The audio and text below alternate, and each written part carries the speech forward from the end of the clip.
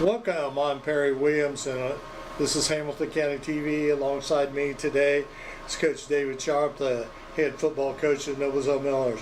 Welcome, Coach. Great to see you, Perry. Great to be here. Well, Coach, last Friday was a tough one. Overtime loss to conference rival Fisher Tigers, 17-14. Let's talk a little bit about that game before we get into the upcoming game this week. Right. Our game was a tough one. Our kids fought really hard. Obviously, they played well enough to win the game, and we're trying to keep the kids focused on Westfield. It's hard to not let your brain play out a dozen different scenarios in the final minute or two where this happens instead of this, we easily win the game, but didn't happen that way, and we can't change the past, but we can definitely change the future. So that's kind of our mindset as we prepare for Westfield. But some things we did well in the game. It turned into I told the kids it turned into like an Iowa football type of a game, like how Iowa kind of plays, where it's just field position, punting, and great special teams play. But there was such a wind. The wind was as significant as I've been in a long time, and it was just straight in your face or straight at your back. And I mean, it had to have been 20, 25 miles an hour. So Fishers had the wind in the first and fourth quarters. We had the wind in the second and third. And look, we played really, really well when the wind was in their face. Right, they were forced to run the ball a little bit more. The ball was not nearly as accurate coming out of Sturgill's hand, and that led to some huge defensive stops. Really disappointed that we couldn't create more offense. We did not play very well on offense at all. And we're way better than that. We showed the kids the film. We left a lot of yardage on the table.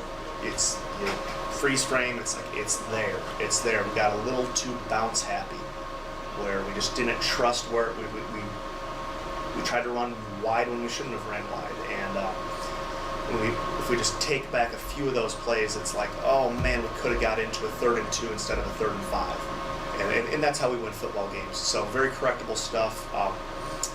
Our punter, Mason Presence, had an outstanding game, bombing those punts with the wind at his back, and Nicky Morris on special teams was the first guy down there cradling that ball on the 1-yard line 3 different times. So anytime you can make a team go 99 yards, it's a huge advantage. Now, they would get a first down or 2 at times, but then punt it right back to us.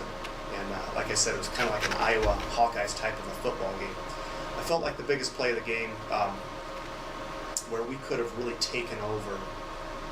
7-0 at half. We get a quick stop. We kick off to Fishers. We get a quick stop. They get an average punt back to us. We have great field position. We get a first down. We get into a 2nd and 7. We run a power to Israel for about 7 yards, and after the play is blown dead, the back judge tosses a holding on the backside, and it was like, that was the biggest play of the game. We're going to have 1st and 10 on the 32-yard line, up 7-0, about ready to score again with the wind at our back.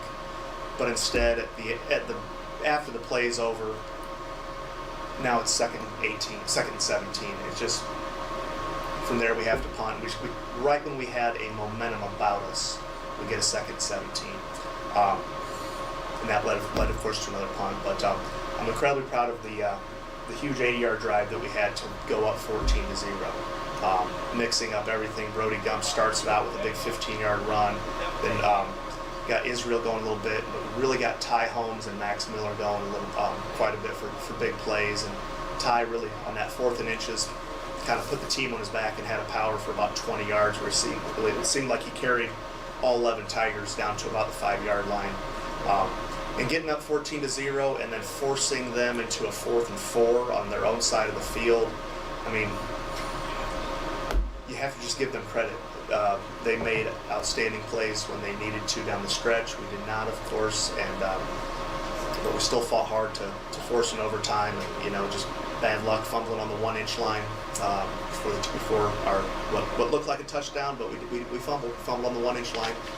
And so they just made these incredible plays over and over and over again in the final 4 minutes of the game. So The good thing is we told our guys is like we have a chance to play this team again. They're in our sectional now, so Fishers, HSE, and Homestead are the three teams that we're going to draw one of those three.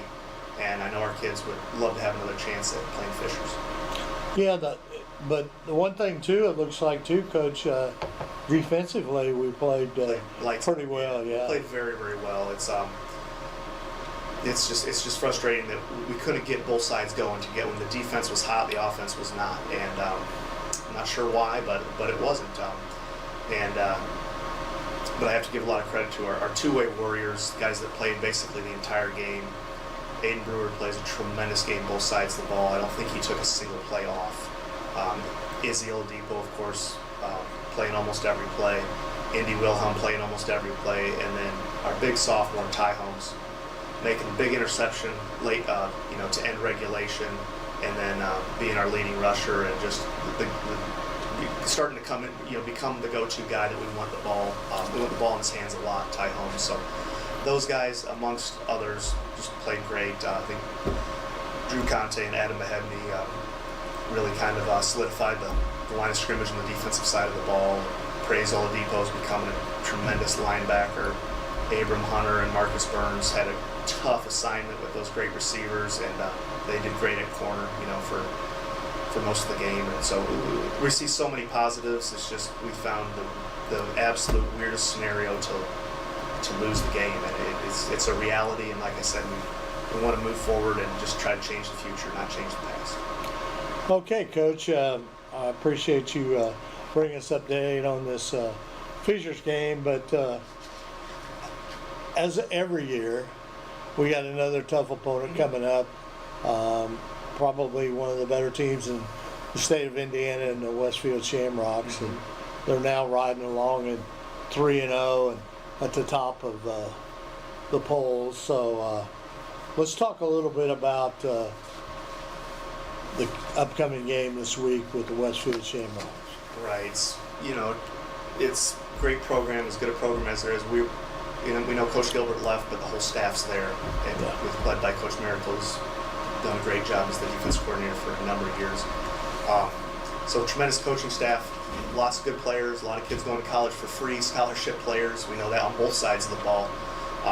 But what makes Westfield very remarkable, we were looking this up, they've lost 3 HCC regular season games in the past 4.5 seasons.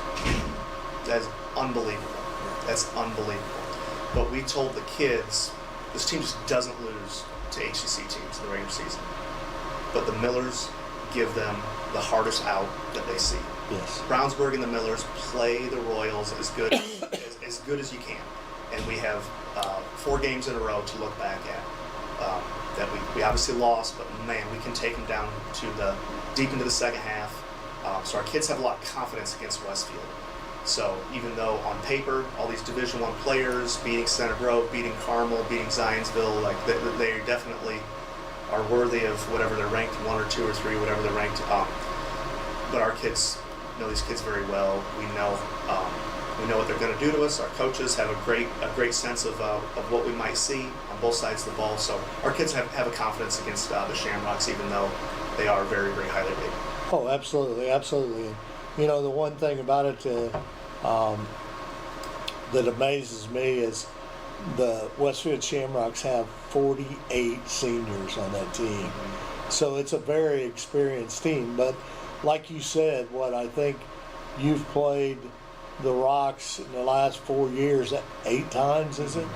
Yeah, 8 times before. This will be the 9th time in 4.5 years. So they know our game plan, and we want to play theirs too. Yeah, we want to play keep away, and they want to kind of score points in a hurry.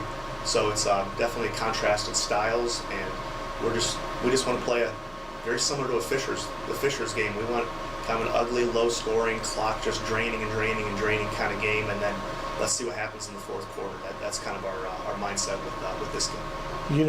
The one thing that by starting to understand this offense a little bit and everything, and you always talking about it in coaches shows about how important that first down is to get yardage. Like if you're you got 8 yards to go on the first and 8, it gets a little bit tougher. But when you get 4 or 5 yards at a time, you're sitting there looking pretty good. Fishers forced us into, I think, 4 3-and-outs, and it's very uncharacteristic of us. And when we get 3-and-outs, we're a bad offensive football team, and we're just not on the field. And when we get a momentum to us, it opens things up. If we can, pound the off tackle game, we know there's going to be some overcommit where we can get stuff in the A gaps and B gaps wide, or throw the ball over your head. And we just couldn't quite get Fishers out of their base defense. We couldn't get them to overcommit to certain attacks where we were trying to attack. So they played great on defense, and we did not play well on offense. But Friday's another story. But like I said, when you pause the film, we're inch away from just keeping the sticks moving. And I mentioned the one drive where we did have a momentum about us. We get thrown back for holding penalty. Really killed our really killed that third quarter momentum that we had. So there's nothing wrong with us. We just have to make slight tweaks to what we're doing, and I think our kids are fully bought into just making the tiny improvements. Remember, we are a very experienced offensive line, but we're very inexperienced in the skilled player position. So it does take, as painful as this sounds, it does take 2, 3, 4, 5 games for a first-time varsity starter to get accustomed to the speed of Friday nights. And I think our kids they're figuring that out on the fly, led by Ty Holmes, Izzy Oladipo, Noah Schinkel, Brody Gump, Nikki Morris, Max playing QB. It's like this is all fresh to them for the Friday night speed that they're seeing all at once. Okay. All right. Well, Coach, I appreciate you taking time out in your busy schedule.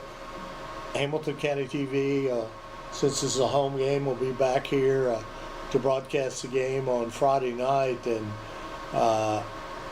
with the proximity of Westfield and Noblesville, I would say there's probably going to be a pretty good crowd here. So it's exciting. Yes, sir. It's always exciting in Hoosier Crossroad Conference. It's always exciting when the Millers and the Rocks get together. Just so much respect for everything that the coaching staff and the players over there have done. We're very, very, very grateful to have an opportunity to compete against them yet again. All right. Thanks, Coach. Thanks, Perry.